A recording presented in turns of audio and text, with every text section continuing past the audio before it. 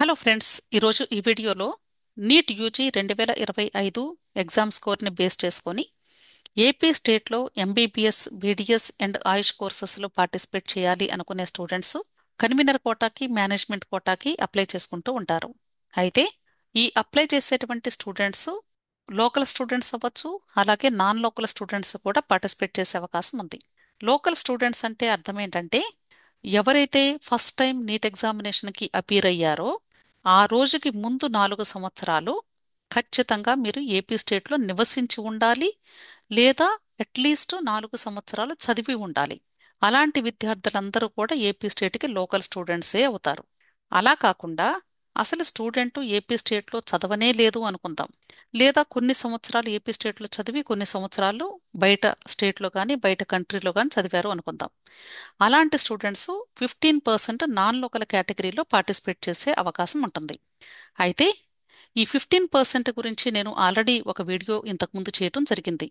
మనకి మే 23వ తారీఖు న్యూస్లో వచ్చినటువంటి ఆర్టికల్ని బేస్ చేసుకొని ఈ సంవత్సరం స్థానికేతర సీట్ల కోట కేవలము ఆంధ్ర విద్యార్థులకు మాత్రమే ఇస్తాము అనే పాయింట్ని గవర్నమెంట్ ఇష్యూ చేసింది. అంటే ఒక జీవోను కూడా పాస్ చేసింది. దాన్ని బేస్ చేసుకొని నేను ఒక వీడియో కూడా చేయడం జరిగింది. ఆ వీడియోలో నేను చెప్పినటువంటి విషయం ఏంటంటే మనకి వాళ్ళు ఆర్టికల్లో ఇచ్చినటువంటి పాయింట్స్ని బేస్ చేసుకొని ఈ సంవత్సరం నాన్ లోకల్ కేటగిరీలో పార్టిసిపేట్ చేసే స్టూడెంట్స్ ఒకవేళ వాళ్ళు ఏపీ స్టేట్లో అసలు చదవకుండా వాళ్ళ తల్లిదండ్రులు ఏ ఒక్కరిదైనా 10 సంవత్సరాల డొమిసైల్ని బేస్ చేసుకొని 15%లో పార్టిసిపేట్ చేసే అవకాశం ఉంది అని ఒక పాయింట్ చెప్పాను. అలాగే లాస్ట్ ఇయర్ వరకు అయితే ఈ రూలే ఉంది.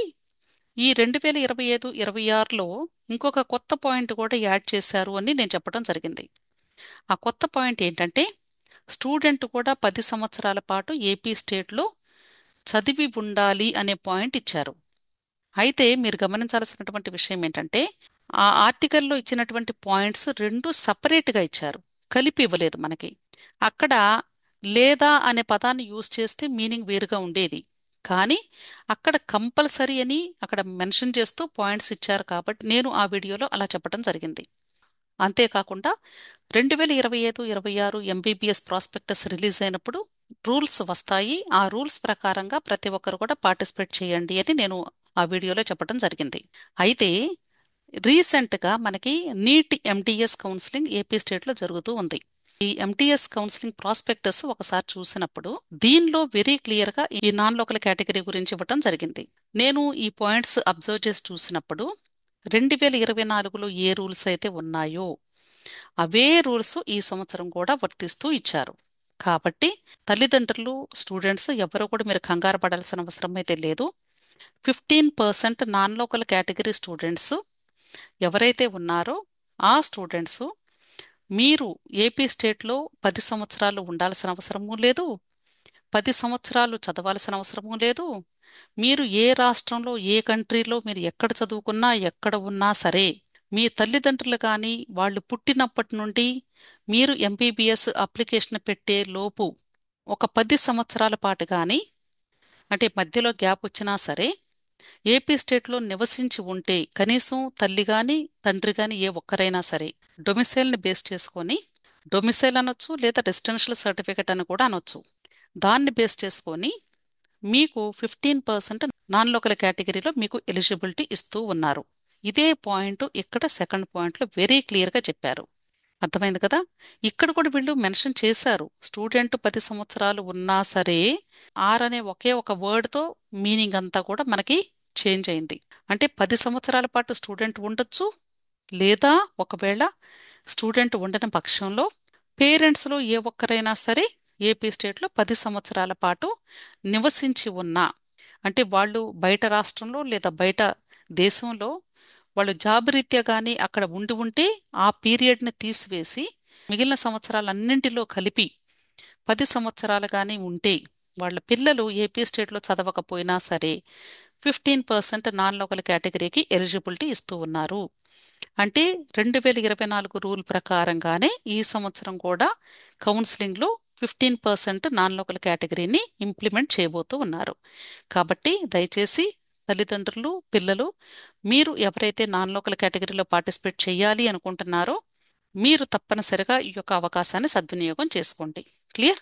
అంతేకాదు నెక్స్ట్ పాయింట్లు ఏం చెప్తూ ఉన్నారంటే, ఎవరైతే అంటే జాబ్ రీత్యా central government, public sector corporations, local bodies, universities and educational institutions and other similar quasi public institutions with in the state of Andhra Pradesh వీటిల్లో ఎంప్లాయీస్గా ఉన్నారో, వాళ్ళ పిల్లలు బయట రాష్ట్రాల్లో ఎక్కడో చదువుకున్నా సరే, వీళ్ళు వేరే స్టేట్కి సంబంధించినటువంటి తల్లిదండ్రులైనా సరే, ఇక్కడ వాళ్ళు జాబ్ చేస్తూ ఉంటే వాళ్ళ పిల్లలకి కూడా 15% నాన్ లోకల్ కేటగిరీలో ఎలిజిబిలిటీ ఇస్తూ ఉన్నారు. ఇక్కడ వీళ్ళు 10 సంవత్సరాలు అనే దాన్ని ఎక్కడ కూడా మెన్షన్ చేయలేదు. కాబట్టి మీరు చేయవలసింది ఏంటంటే, మీరు ఎక్కడైతే జాబ్ చేస్తూ ఉన్నారో అక్కడి నుండి మీ హైయర్ అథారిటీస్ నుండి మీ యొక్క ఎంప్లాయ్మెంట్ సర్టిఫికేట్ని మీరు సబ్మిట్ చేయాల్సి ఉంటుంది. ఇక్కడ ఇయర్స్ మెన్షన్ చేయలేదు కాబట్టి జాబ్ చేసే ప్రతి ఒక్కరు కూడా వాళ్ళ పిల్లలకి నాన్ లోకల్ కేటగిరీలో ప్రయత్నించుకోవచ్చు అని అర్థం.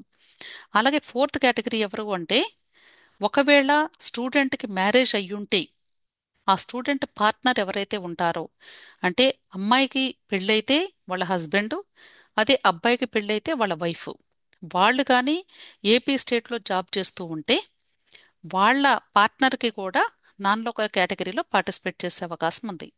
అంటే ఈ రెండు ఎవరికి వర్తిస్తాయి అంటే, ఒకవేళ ఈ ఎంప్లాయీస్ వేరే స్టేట్కి సంబంధించిన వాళ్ళైనా సరే ఏపీ స్టేట్లో జాబ్ చేస్తూ ఉన్నారు కాబట్టి వీళ్ళ పిల్లలకి కూడా నాన్ లోకల్ కేటగిరీ 15% సీట్స్కి ఎలిజిబిలిటీ ఇస్తున్నారు అని అర్థం.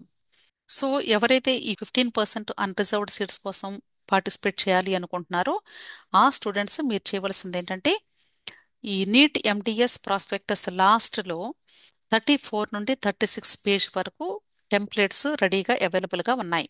ఇదే టెంప్లెట్స్ ఎంబీబీఎస్ వాళ్ళైనా, లేదా నీట్ ఎండిఎస్ వాళ్ళైనా, లేదా నీట్ ఎంఎస్ ఎండికి అప్లై చేసేటువంటి వాళ్ళైనా, ఎవరైనా సరే ఆంధ్రాలో అప్లై చేసే వాళ్ళు ఇదే టెంప్లెట్ని యూజ్ చేసుకోవచ్చు.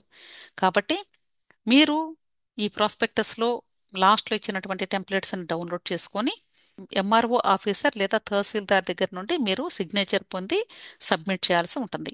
ఈ టెంప్లెట్ని మీరు అప్లికేషన్ ఫిల్లింగ్ చేసేటప్పుడు అప్లోడ్ చేయాలి, గుర్తుంచుకోండి. సో మనకి త్వరలోనే ఏపీ ఎంబీబీఎస్ నోటిఫికేషన్ కూడా రిలీజ్ అయ్యి కౌన్సిలింగ్ స్టార్ట్ అవబోతుంది కాబట్టి మీకు అప్పుడు టైం సరిపోదు. కాబట్టి మీరు వీలైనంత త్వరగా ఈ ప్రాసెస్ చేసుకోండి. క్లియర్? ఇది ఎన్టీఆర్ హెల్త్ యూనివర్సిటీ వెబ్సైటు. ఇక్కడ మనకి నోటిఫికేషన్స్ ఉంది కదా, ఈ నోటిఫికేషన్స్లో జూలై 1న MDS CQ notification, MDS CQ prospectus అన్నది ఈ ప్రాస్పెక్టస్లో లాస్ట్లో మనకి ది ఎనక్షర్ 7, అలాగే ఎనక్షర్ 8, ఎనక్షర్ 9 ఇలా మొత్తం 3 ఫార్మాట్స్లో ఉంది. సో 7 వచ్చేసి స్టూడెంట్కి, 8 పేరెంట్కి, 9 వచ్చేసి ఎవరైతే ఎంప్లాయీస్ ఉన్నారో వాళ్ళకి. కాబట్టి దయచేసి మీరు ఇవి డౌన్లోడ్ చేసుకొని ఇమ్మీడియట్గా సిగ్నేచర్స్ చేసుకొని రెడీగా ఉండండి. ఓకే, మీ అందరికీ కూడా ఈ వీడియో తప్పకుండా హెల్ప్ అవుతుందని భావిస్తూ ఉన్నాను. మీకు ఇంకా ఏదైనా డౌట్స్ ఉంటే వీడియో క్రింద కమెంట్ బాక్స్లో కమెంట్ చేయండి. అలాగే టెలిగ్రామ్ గ్రూప్ కూడా ఉంది. టెలిగ్రామ్ గ్రూప్లో జాయిన్ అయినట్లయితే మీకు ఏ డౌట్ వచ్చినా సరే ఇన్స్టెంట్గా సాల్వ్ చేసుకునే అవకాశం ఉంటుంది. ఈ టెలిగ్రామ్ గ్రూప్ లింక్ని నేను వీడియో క్రింద డిస్క్రిప్షన్లో పెడుతూ ఉన్నాను. దయచేసి ఆ లింక్ని క్లిక్ చేసి టెలిగ్రామ్ గ్రూప్లో జాయిన్ అవ్వండి.